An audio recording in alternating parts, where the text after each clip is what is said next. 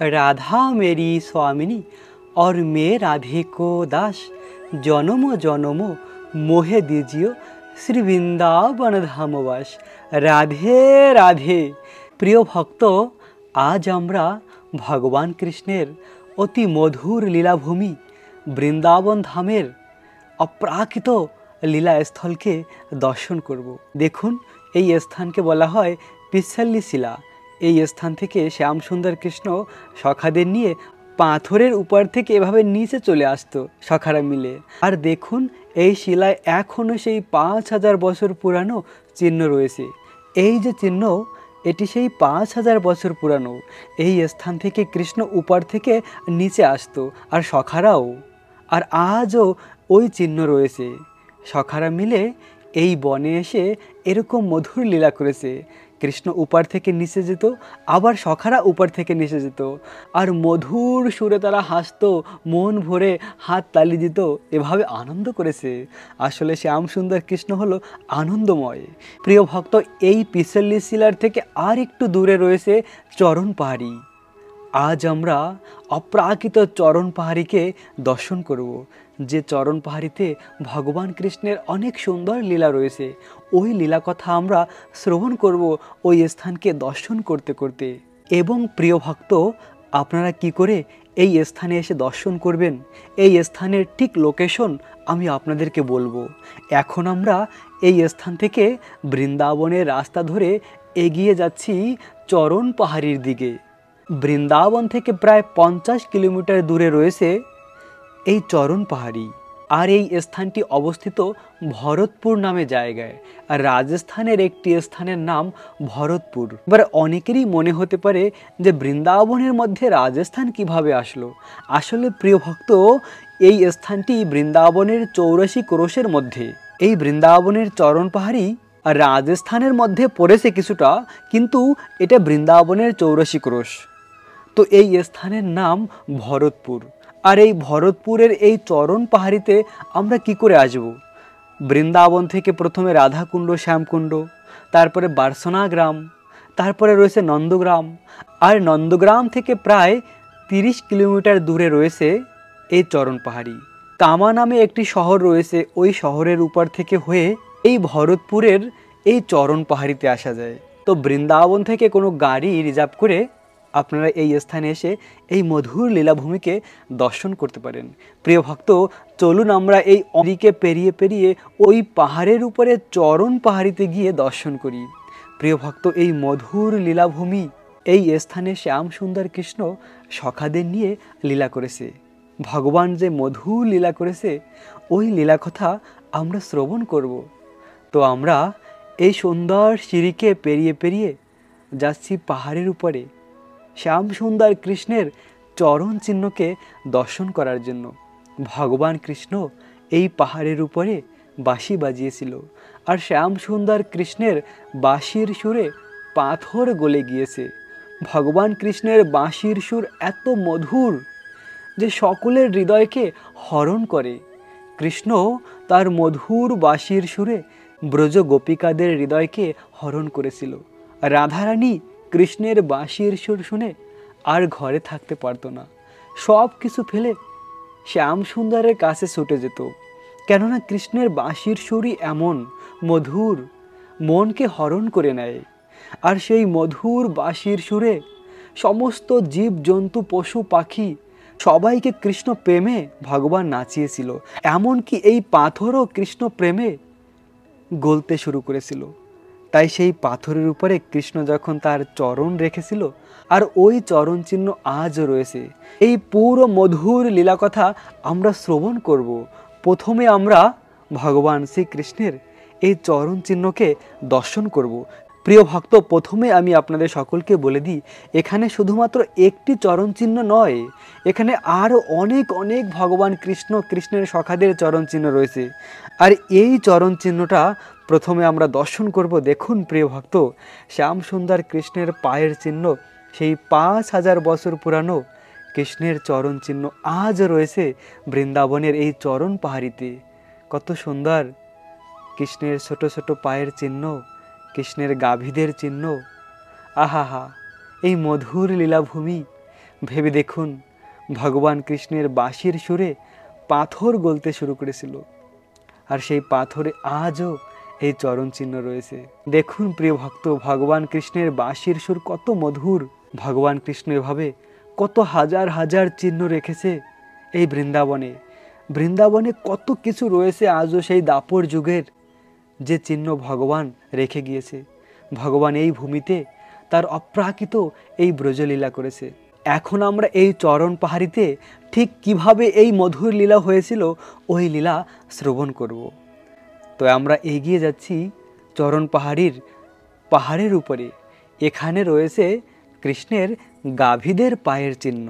দেখুন, কৃষ্ণের গাভীরাও কৃষ্ণ প্রেমে নৃত্য করেছিল, আর তাদের সেই চিহ্ন এখনও রয়েছে এই পাথরের উপরে। আহা, দেখলে যেন মন আনন্দে ভরে যায়। ভগবান কৃষ্ণ এই গাভীদের খুব ভালোবাসে। কৃষ্ণের প্রাণস্বরূপ গাভীরা, তাই তো ভগবান পরম পুরুষোত্তম হওয়া সত্ত্বেও কৃষ্ণ প্রতিদিন বৃন্দাবনের বিভিন্ন বনে বনে গিয়ে এই গাভীদের পালন করত, গাভীদের ঘাস খাওয়াতো, গাভীদের নিয়ে আনন্দ করত, সখাদের নিয়ে আনন্দ করত।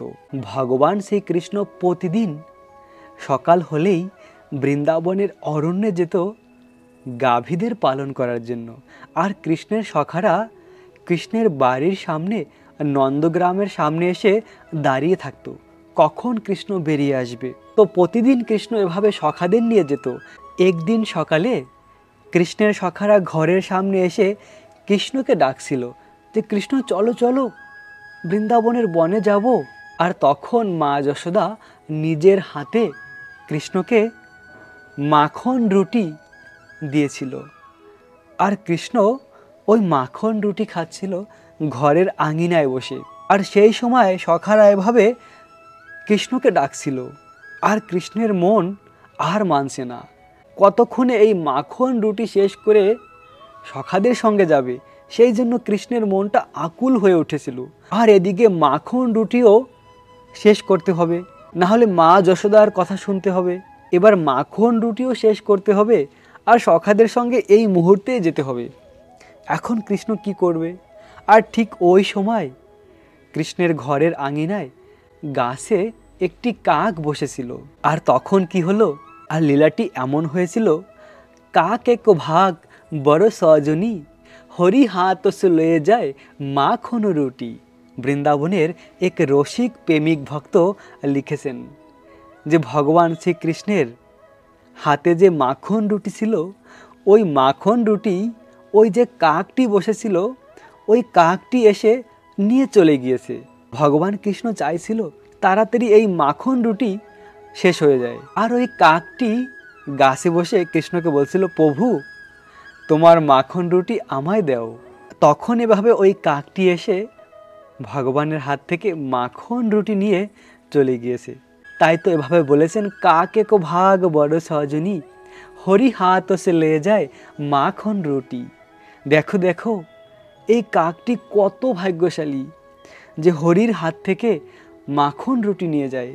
যে ভগবানের অমৃতময় মহাপ্রসাদ এই জগতে প্রাপ্ত হওয়া খুব দুর্লভ, আর সেই মহাপ্রসাদ এই কাকটি প্রাপ্ত হয়েছে। আসলে এই মহাপ্রসাদ প্রাপ্ত হওয়ার পরে ওই কাক মুক্তি লাভ করে ভগবানের ধাম প্রাপ্ত হয়েছে।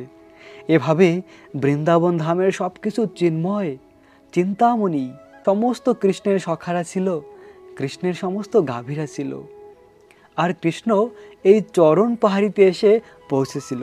আর প্রতিদিন শ্যামসুন্দর কৃষ্ণ এক একটি বনে গিয়ে এক একটি আলাদা আলাদা লীলা করত। আর এই চরণ পাহাড়িতে এমনই একটি মধুর লীলা হয়েছিল, সখারা বলছিল, কৃষ্ণ আজ আমরা লুকোচুরি খেলবো, আমরা এক সখা লুকিয়ে থাকবো, অন্য সখারা যে বের করবে। কৃষ্ণ বলল ঠিক আছে। তখন এক সখা লুকিয়ে যাবে, অন্য সখারা খুঁজে বের করবে। এভাবে এক এক করে করে যখন কৃষ্ণ এভাবে লুকিয়ে গিয়েছিল, তখন কৃষ্ণকে আর কেউ খুঁজে পাচ্ছিল না।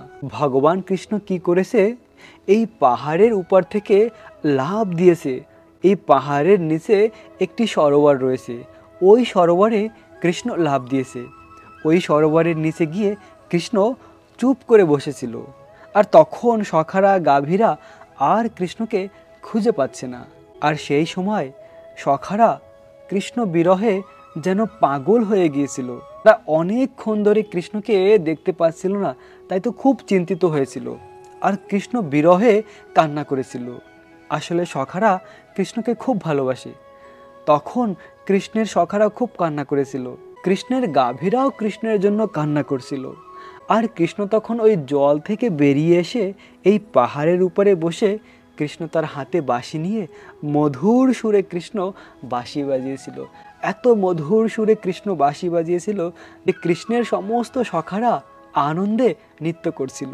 তারা কৃষ্ণ প্রেমে নৃত্য করেছিল, কেননা কৃষ্ণের বাঁশির সুর এত মধুর।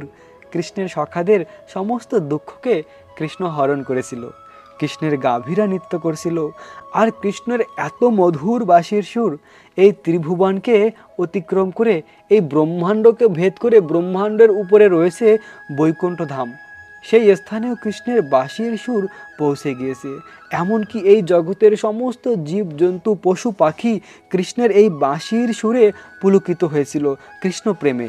তখন কি হলো, এই পাথরও গলতে শুরু করেছে। কৃষ্ণ প্রেমে পাথর গলতে শুরু করেছে।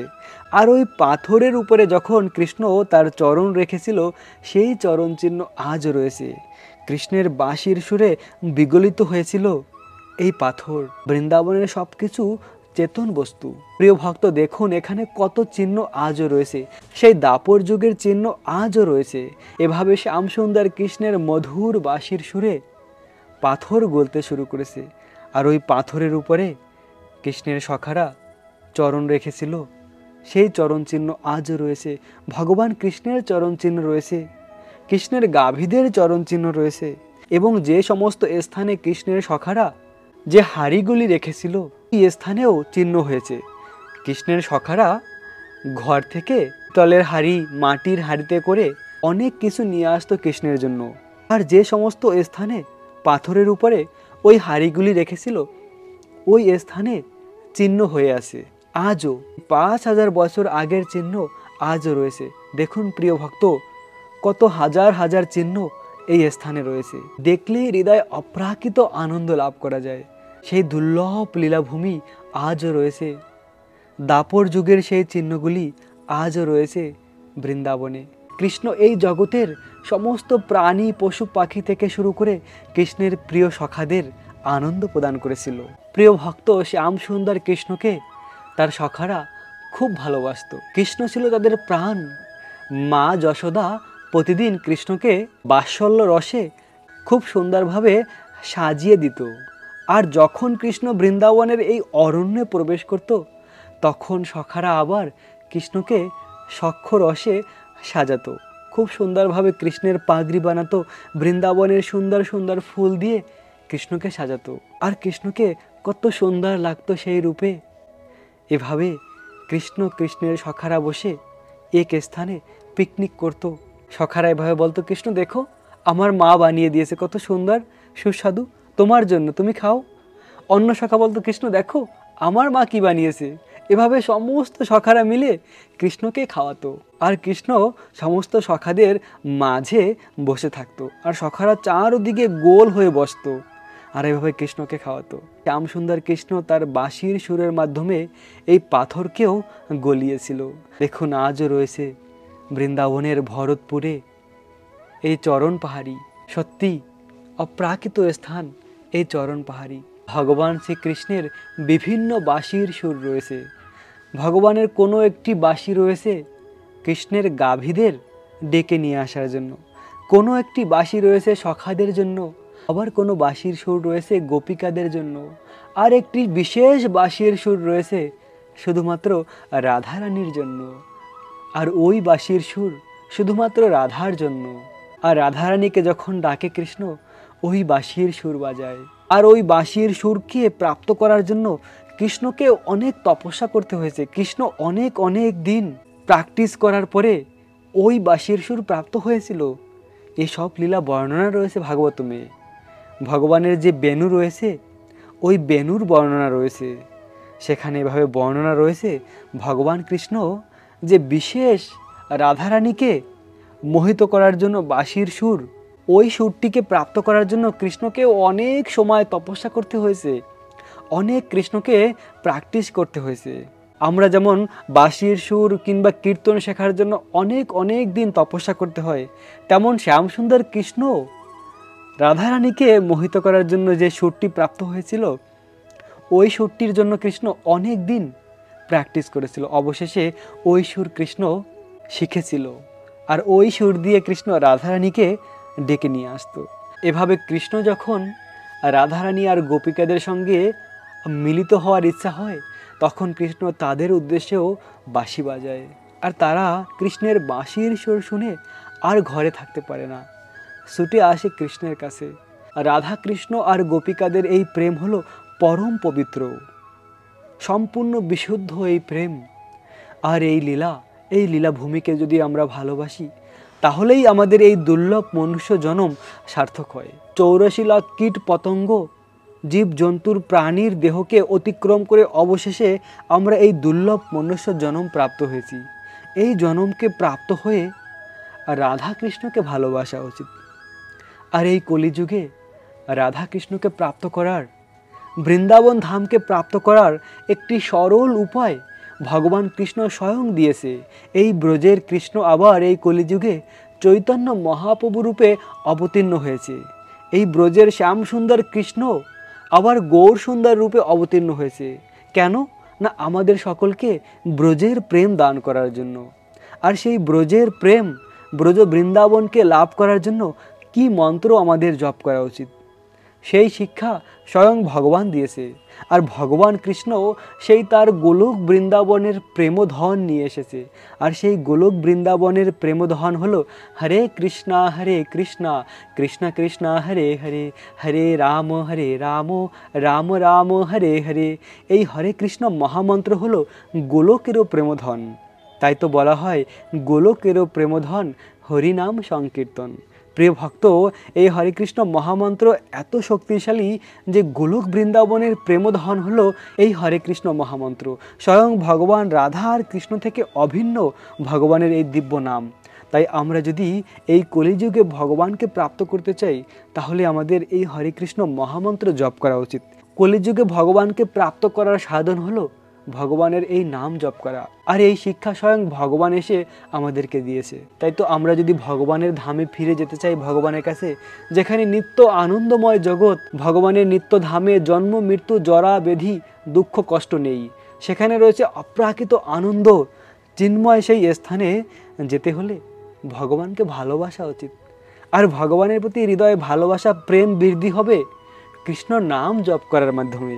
তাই তো প্রেম ভরে আমাদের ভগবান কৃষ্ণের এই নাম জপ করা উচিত, বৃন্দাবন ধামকে ভালোবাসা উচিত। বৃন্দাবন ধামের এই ভিডিওকে দর্শন করার সময় মনে মনে চিন্তা করুন যে ভগবান কৃষ্ণের এই ধাম অপ্রাকৃত ধাম। ভগবান কৃষ্ণ যখন এই সংসারে লীলা করে, তখন কৃষ্ণ তার স্বধাম থেকে বৃন্দাবনকে নিয়ে আসে। প্রিয় ভক্ত, যে স্থানকে আমরা দর্শন করছি, এই স্থান এই জগতের কোনো স্থান নয়, সম্পূর্ণ চিন্ময় অপ্রাকৃত জগৎ। তাই তো এই বৃন্দাবন ধামকে হৃদয় থেকে ভালোবাসুন, আর ভগবান কৃষ্ণকে প্রাপ্ত করার জন্য হরে কৃষ্ণ মহামন্ত্র জপ করুন। দেখা হবে আগামী ভিডিওতে। আর রাখবেন নিজেদের অনেক অনেক যত্ন, থাকবেন কৃষ্ণ ভাবনাময়। রাধে রাধে।